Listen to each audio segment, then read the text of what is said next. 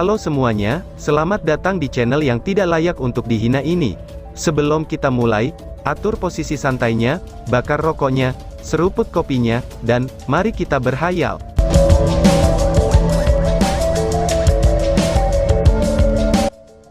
Kita lanjut ke alur ceritanya. The Temple Knight masih merupakan veteran dengan kekuatan besar, yang dengan cepat kembali ke dirinya yang tenang setelah terkejut beberapa saat. Setelah memberi hormat kesatria kepada Long Hao Shen, dia berteriak dengan keras. Mari kita mulai, kesatria senior. Setelah mengatakan itu, unicornnya berlari ke arah Hao Yue dengan sangat cepat. Wush! Unicorn itu dikelilingi oleh fluktuasi cahaya yang kuat, yang langsung meledak dari Knight itu. Seseorang dapat dengan jelas melihat api suci yang kuat, yang disulap pada unicornnya. Tekanan kuat memancarkannya, dan tangan kanan kesatria kuil berubah menjadi emas transparan dari penggunaan Brilliant Body.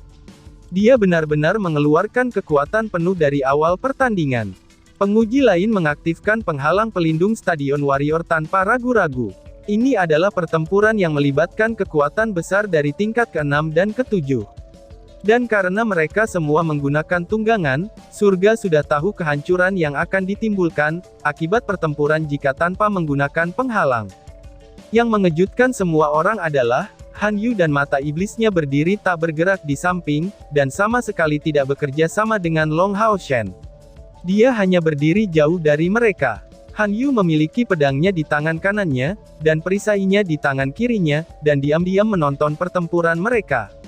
Tidak ada yang lebih percaya pada Long Hao Shen selain dia. Dia secara pribadi menyaksikan kebangkitan Long Hao Shen sebagai dewa pilihan. Setelah itu, apa yang menjadi kebanggaan dari kekuatan besar tunggal dari langkah ke-7 ini? Mungkinkah Temple Knight yang baru-baru ini menerobos ke tingkat ke-7 benar-benar mengalahkan Long Hao Shen, yang saat ini berada di peringkat ke-6 dari tingkat ke-6? Tanpa perlu Long Hao Shen untuk memberinya instruksi, Hao Yue bergegas maju, yang bersamaan dengan unicorn yang telah mendekat. Mengguncang tanah dengan 4 anggota tubuhnya yang kuat, dia mengerutkan keempat cakarnya ke tanah, dan langsung berlari ke arah lawan. Beberapa suara mantra rendah terdengar pada saat yang sama dari 4 kepalanya, dan cahaya di matanya mulai meningkat. Unicorn itu membuka sayapnya, dia dengan berani maju dan terbang. Seketika, sepasang sayap spiritual besar menyebar di bagian belakang Temple Knight itu, dan bersamaan dengan unicornnya, dia mengepakkan sayapnya dengan kecepatan yang kuat.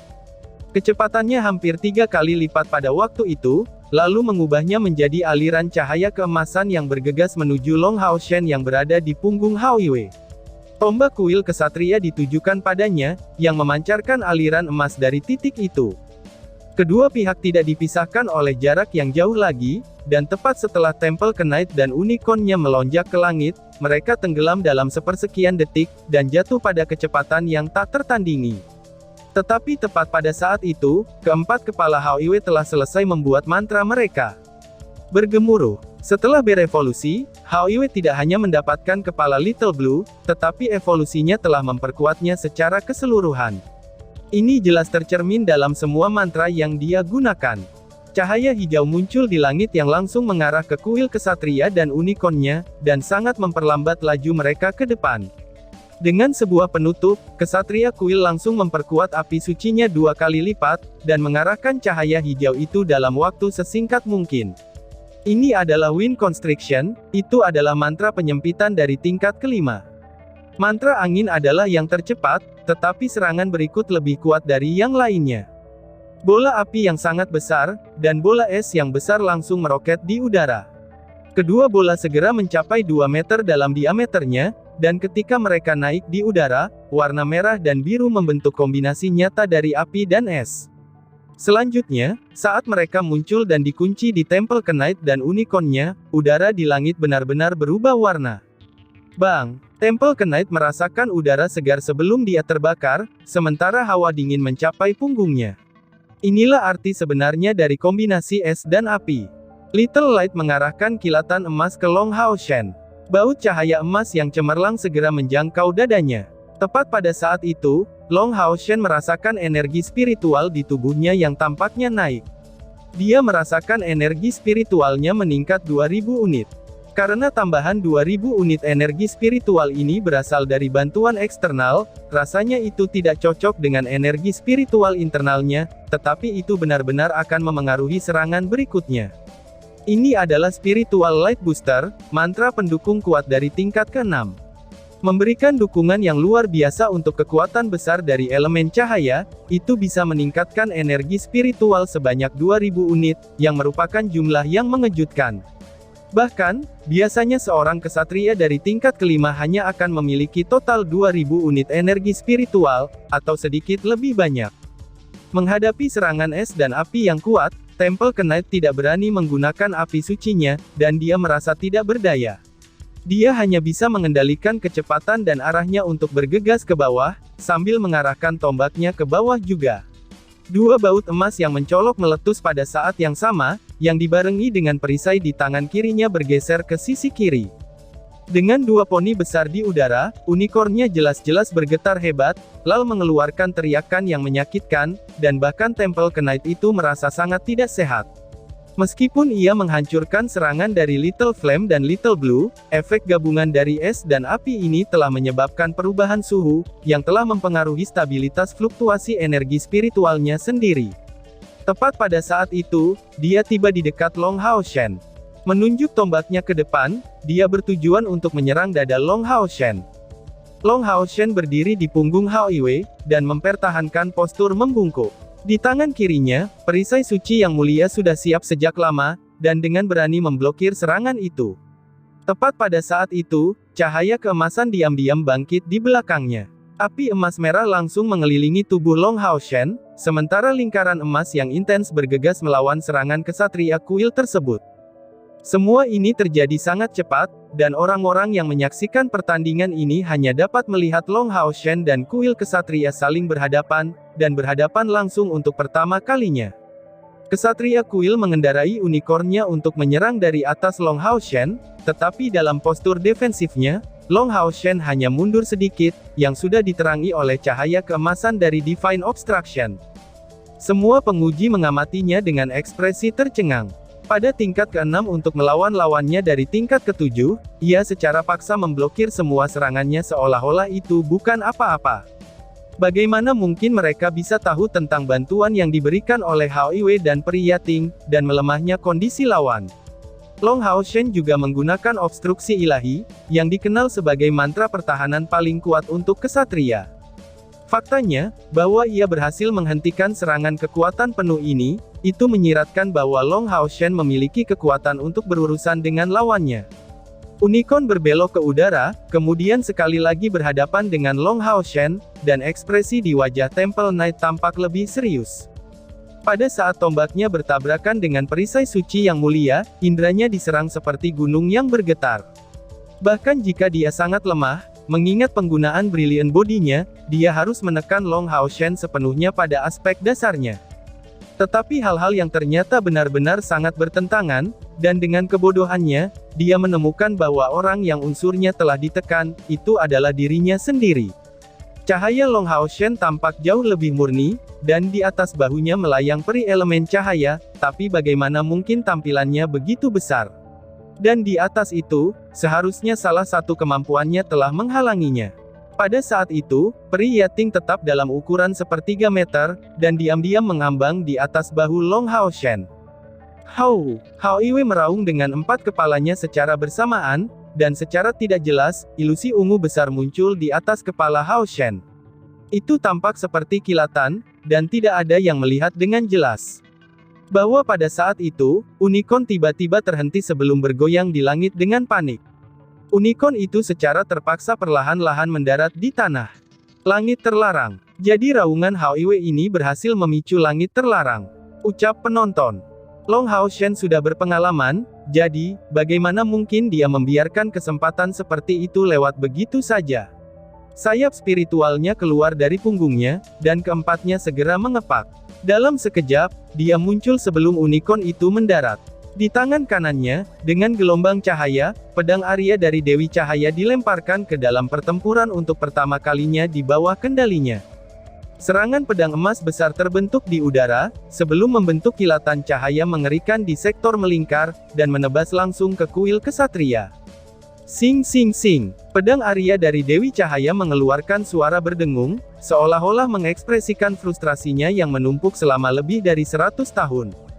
Temple Knight ini juga luar biasa. Ketika menghadapi serangan mendadak seperti itu, dia dengan cepat membuang perisai di tangan kirinya, dan malah mendorong tangannya ini di belakang unicornnya.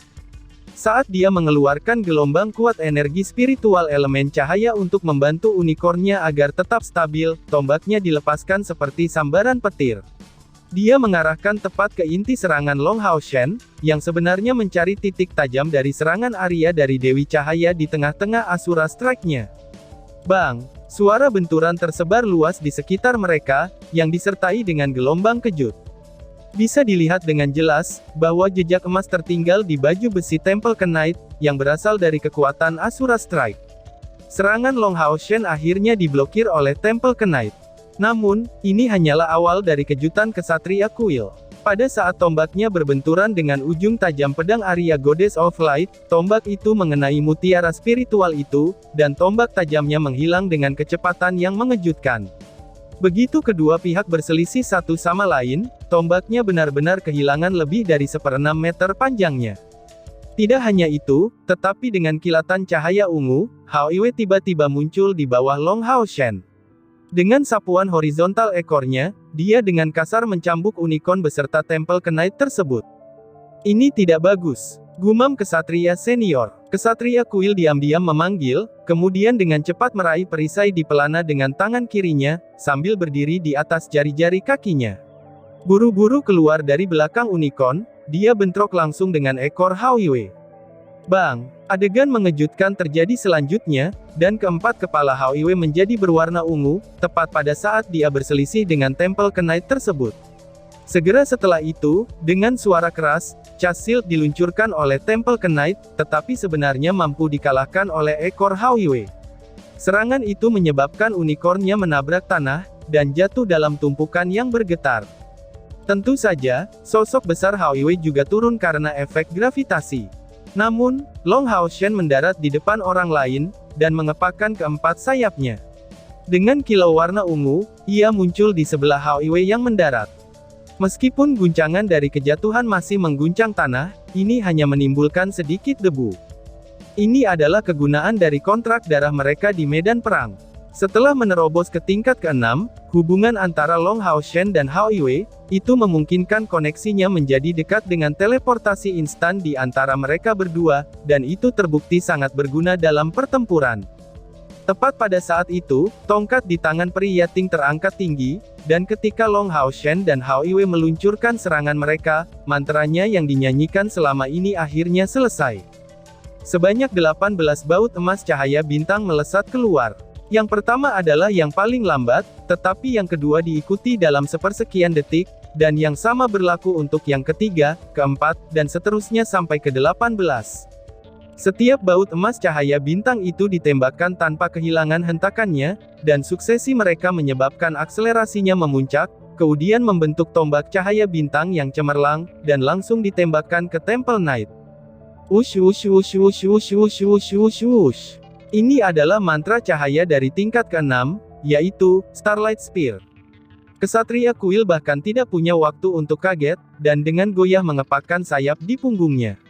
Tombak di tangannya menunjuk ke depan, dan langsung berbenturan dengan Starlight Spear. Bang bang bang bang bang bang. Dengan ledakan keras, kilau keemasan memenuhi langit, dan kesatria kuil dikirim terbang mundur sambil membuat suara pengap. Untungnya, unicornnya segera mengepakkan sayap di punggungnya untuk membantunya mendarat. Namun, kesatria kuil sudah pucat dari serangan beruntun yang ia pertahankan ini. Dengan kilatan emas, Long Hao Shen sudah muncul sekali lagi di depannya. Kali ini, ia meluncurkan serangan menusuk dengan pedang Arya dari Dewi Cahaya. Dalam sekejap dari serangan itu, gambar besar yang dihasilkan oleh pedang Arya dari Dewi Cahaya menghilang, dan mutiara di ujungnya meledak dengan kilau yang mencolok. Serangan pedang penetrasi meledak, dan bergegas melawan tombak Temple Knight tersebut. Bentrokan tubuh utama pedang Arya dari Dewi Cahaya dan tombak, itu mengguncang unicorn dan dirinya sendiri. Dengan suara yang menusuk telinga, tombak itu memancarkan cahaya keemasan dan pecah berkeping-keping, sementara Asura Trust mengikuti serangan berikutnya, dan mengarah langsung ke dada Temple Knight tersebut. Temple Knight hanya merasakan niat mengerikan dari pedang yang telah mengunci padanya, dan tidak berani bertindak. Menggeser posturnya sedikit, dia menghindari untuk dihancurkan dengan cara yang sama seperti tombaknya pada saat sebelumnya.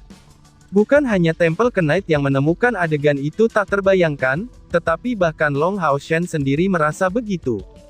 Dia tidak berharap bahwa dia benar-benar akan mengalahkan Temple Knight dari tingkat ke-7 sendirian, dan menyelesaikannya dalam waktu yang singkat.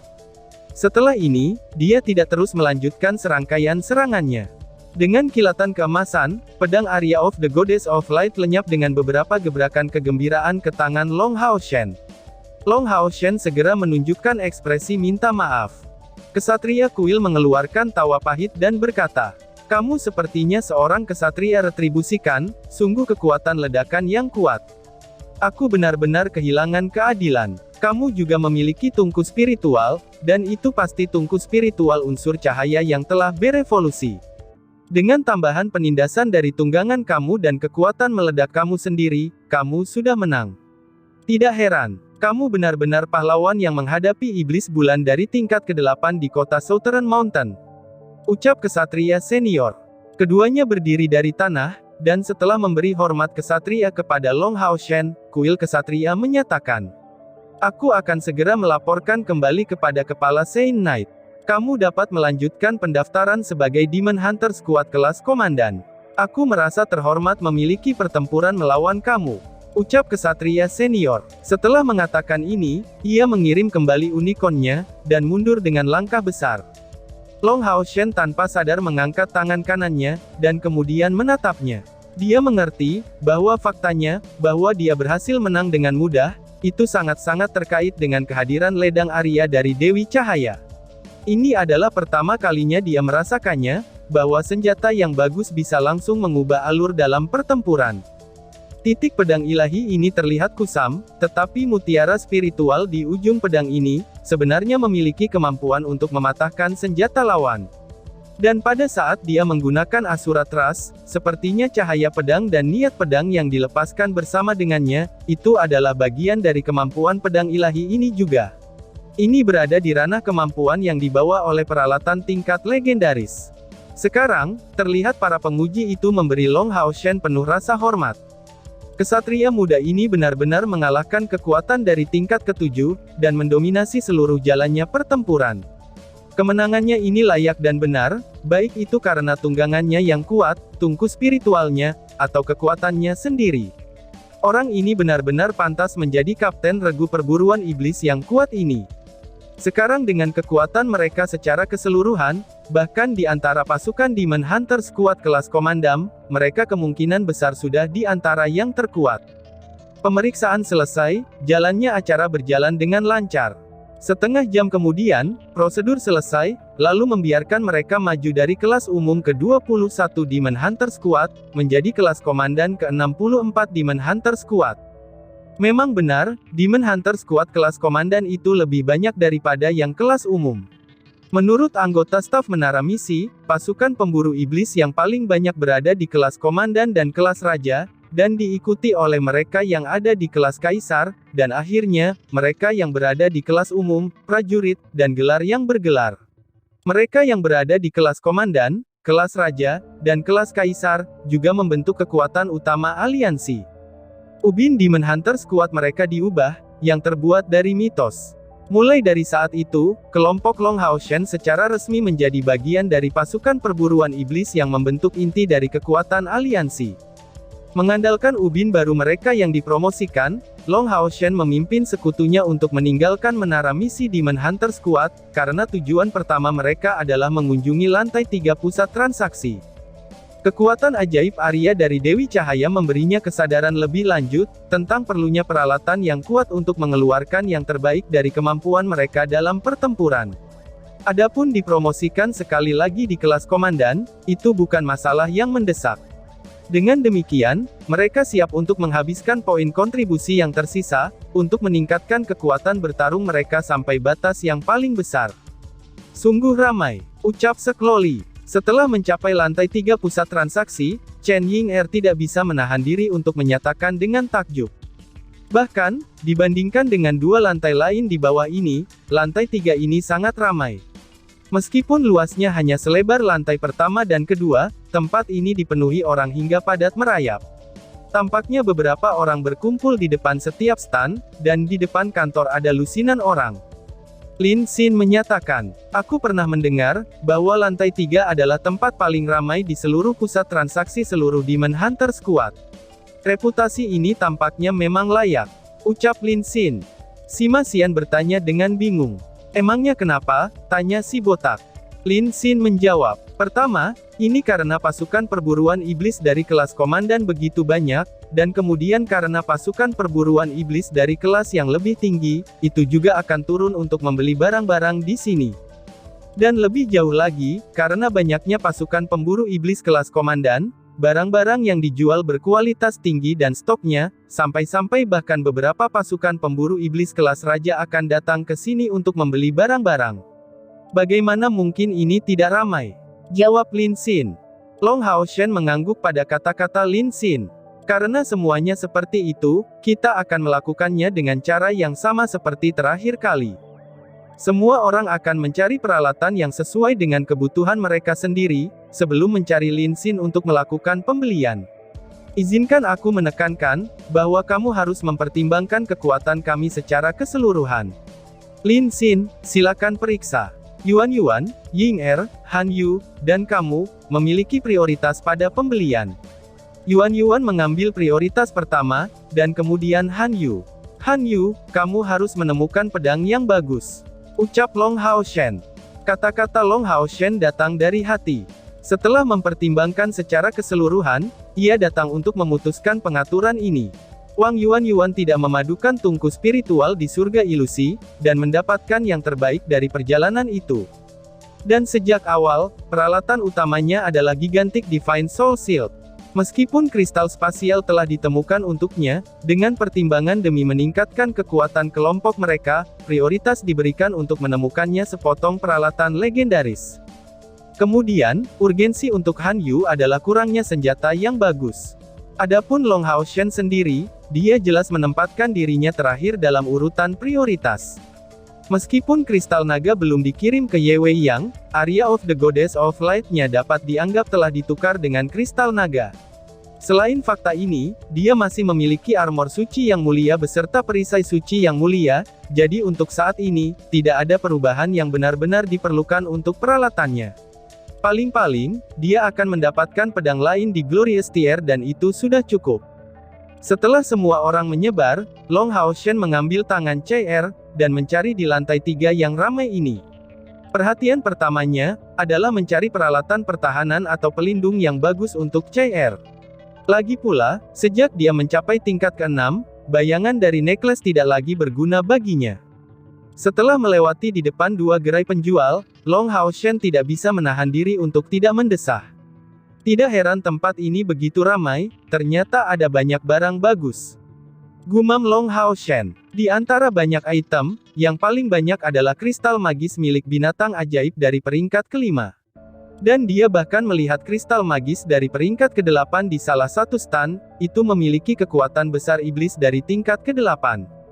Selain kristal magis, bahan dan sumber daya langka tak terhitung banyaknya, dan sebaliknya, peralatan hadir dalam jumlah paling sedikit. Bahkan jika beberapa peralatan hadir, itu hanya di tingkat glorious atau spiritual. Setelah mengunjungi 3 stan, Long Haoshen tidak melihat satupun peralatan tier legendari. Setelah tiba di gerai vendor keempat, masih tidak melihat jejak peralatan item legendaris, dia tidak bisa membantu, tetapi bertanya kepada pemiliknya. "Halo Pak, apakah kamu tahu, di mana kita bisa menemukan peralatan legendaris di lantai ini?" tanya Long Haoshen.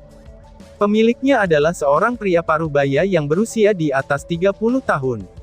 Melihat Long Haoshen dan CR setelah mengangkat kepalanya, dan melihat usia muda mereka yang tak terduga, dia tidak bisa membantu, tetapi menunjukkan ekspresi terkejut, dan menanyakan pertanyaan. "Adik kecil, kamu sudah mencapai tingkat komandan begitu muda," balas si penjual. Long Haoshen tersenyum sebagai tanggapan. Kita harus mencapai peringkat komandan dengan kebetulan, tetapi hanya saja kita agak terlihat muda dan tidak lebih. Ucap Long Hao Shen. Tidak ada yang harus dilakukan, setelah semua, itu bukan karena kesalahan mereka sendiri, mereka terlalu muda.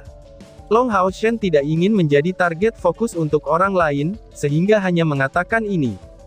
Pemiliknya menjawab sambil tertawa. Menarik, menarik. Jadi kamu baru saja bertanya tentang peralatan legendaris bukan? Apalagi tidak ada satu pun di sini, aku khawatir kamu tidak akan menemukannya di lantai 3 ini. Balas si tukang. Di Legendary Tier, peralatan mencapai tingkat kelangkaan kristal binatang ajaib dari tingkat ke-9. Pasukan komandan Demon Hunter Squad seperti kita, adalah yang paling banyak di sini. Kondisi untuk mencapai tingkat regu pemburu iblis kelas raja sangat ringan, tim mana yang tidak memiliki banyak poin kontribusi di toko. Jika peralatan legendaris muncul, itu akan dibeli secara instan. Selain itu, begitu mendapatkan beberapa peralatan tier legendari di luar, tim mana yang tidak akan memprioritaskan kepuasan kebutuhan mereka sendiri. Kecuali itu sama sekali tidak berguna bagi mereka, tidak ada yang akan memilih untuk menjual. Aku sarankan kamu untuk langsung melihat counter milik pusat transaksi. Mungkin peluang untuk menemukan peralatan legendaris akan lebih baik di sana, tetapi harganya juga akan lebih tinggi daripada dari Demon Hunter Squad seperti kita. Ucap si tukang. Terima kasih atas arahan kamu tuan. Balas Long Hao Shen. Sebagai pemburu iblis, masing-masing pihak tentu akan memiliki niat baik kepada yang lain. Long Hao Shen mengucapkan terima kasih penuh hormat, dan bersiap untuk mencari counter pusat transaksi, ketika pria paruh baya ini tiba-tiba memanggilnya. Dan tiba-tiba saja bersambung. Sekian dan terima kasih banyak.